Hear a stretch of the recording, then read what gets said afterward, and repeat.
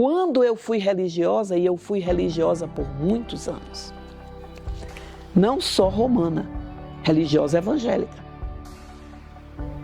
Porque existe o religioso romano e o religioso evangélico. E eu fui religiosa evangélica por muitos anos. Eu fui primeiro religiosa romana, de carteirinha. Eu ajudava os padres na nossa comunidade. Eu já queria ser pastora. Eu vivia nos conventos. Eu achava linda. Quase, se os meus pais tivessem dado um empurrãozinho, eu tinha virado uma freira. Então eu fui religiosa romana por muitos anos. Depois, para me casar com o Marques, eu fiz várias promessas. Eu fiz as 13 terça-feira do Santo Antônio. Para me casar com meu marido. Eu saía da minha casa e ia a pé, uns 15 quarteirões, da minha casa para uma igreja que fica perto do mercado, no final da Avenida Bezerra de Menezes. Eu ia a pé e eu ia toda terça-feira fazer trezena, porque eu tinha tanta fé na religião romana.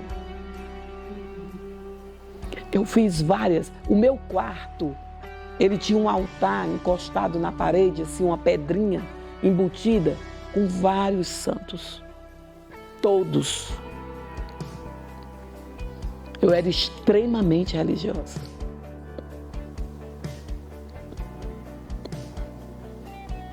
Eu sei o que é ter Jesus.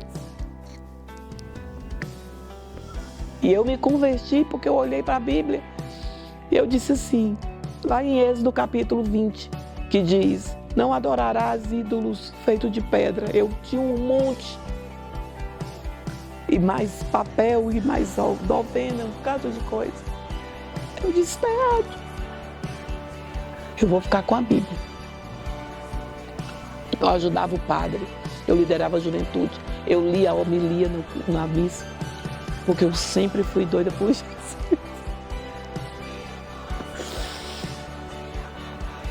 A minha mãe, quando estava grávida de mim, eu nem conto isso para muita gente, porque muita gente não entende. Mas eu vou tentar explicar aqui para vocês, são poucas pessoas, apesar de que está sendo filmado aí, mas vai chegar uma hora que Deus quer que muita gente escute. A minha mãe estava grávida e bateu uma adivinhadora, aquelas mulheres clemão, cigana. No Ceará tinha muito isso. E a mamãe foi na porta, tinha um portão de grade. Ela disse, me dê um dinheirinho, eu vou ler aqui sua mão. Aí a mamãe botou, a mamãe não era crente, era só... Ela leu a mão da mamãe, aí ela olhou para a barriga da mamãe, eu estava grávida de mim, há 57 anos, no túnel do tempo. E ela disse, você está grávida de uma menina, e naquela época não tinha ultrassom. Você está grávida de uma menina. E ela vai ser uma grande mulher.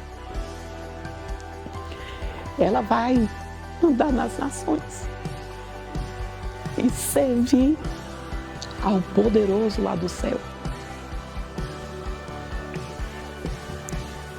A mamãe me contou, quando Deus começou a empurrar a gente aqui para a Europa, a mamãe ficou triste, mas a mamãe disse assim para mim, minha filha, Deus me disse, você ainda nem tinha pisado nessa terra, então vá, porque ela é muito apegada a mim. Eu não contei isso para muita gente, nem conto, muita gente não entende, mas deixa eu te dizer, Deus é cheio de misericórdia. Paulo, em Atos capítulo 17, acontece com ele mais ou menos o que aconteceu comigo. Paulo e Silas passando numa rua, uma adivinhadora estava lá, depois você vai ler na Bíblia. E aí a adivinhadora olha para ele e diz, eis aí um homem de Deus. Uma adivinhadora. Porque muita gente pode dizer, nem era de Deus e ficou falando de Deus. Uma feiticeira vendo as coisas de Deus. Vê sim. Tem mais coisas na Bíblia que falam sobre isso. E eles passaram. E ela ganhava dinheiro, era uma pitonisa, treinada pelo centro de treinamento do Satanás lá em Éfeso. que iam as pitonisas serem treinadas para quê? Para adivinhar a vida das pessoas, ganharem dinheiro e entregarem para os seus senhores. E ali ela ficava numa mesa na rua, adivinhando e as pessoas dando dinheiro para ela. E Paulo e Silas passam um dia, ela diz, eis aí um homem de Deus. Passa no segundo dia, esses homens são servos do Deus Altíssimo. E eles não dizem nada. No terceiro dia, Paulo não suporta, o discernimento chega. Aí Paulo vai e põe a mão sobre ela e diz, espírito, sai dela, em nome de Jesus. Mas ela viu o homem de Deus, usada pelo diabo. Então, eu estava dizendo, então eu fui muito religiosa. Porque o que eu conhecia era a religião romana. E depois eu me converti. Quando eu me converti, há 33 anos atrás, eu virei uma religiosa evangélica. E tem técnica. Sabe quando é que a gente é religioso evangélico? A gente fica acreditando de que o nosso esforço é que faz Deus se agradar com a gente. E não a nossa essência verdadeira de adoração. E a gente fica se relacionando com Deus pelas obras e não pelo que Ele é em mim e pelo que eu sou nele. E eu fui muitos anos. Até que um dia Deus me libertou. E diz, você vai continuar fazendo as obras, mas como resultado do que eu serei em você. E eu serei em você, onde você estiver. Na sua profissão, na sua casa, na faculdade, eu serei em você. Aí o resto naturalmente vai acontecer. E eu me libertei disso e não foi fácil.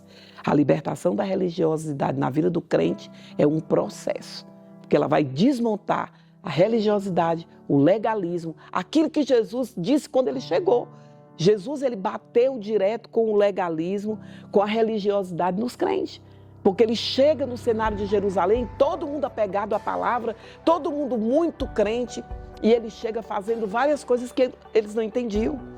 Eles não aceitavam, eles diziam que não era santo aquilo ali. E Jesus diz o quê? Fariseus, né? Raça de víbora, vocês são sepulcro caiado, por fora tudo bonitinho, por dentro podre.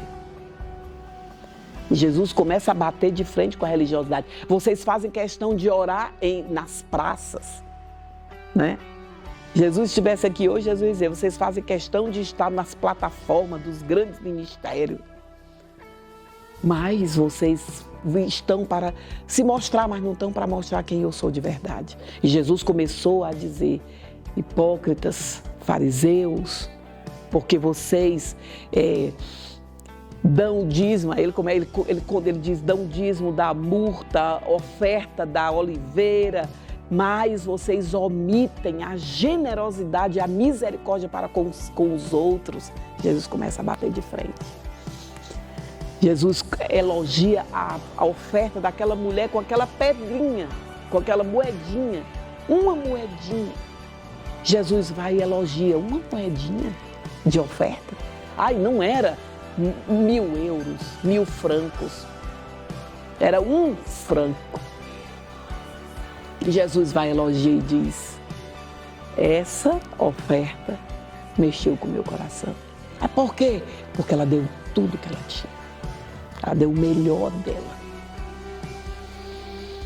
E às vezes, 1.000 francos, 10.000 francos, 100.000 francos para uma pessoa dar de oferta, nem é o melhor dela. E Deus sabe. E muitas vezes, 10 francos para uma pessoa entregar de oferta é o melhor dela.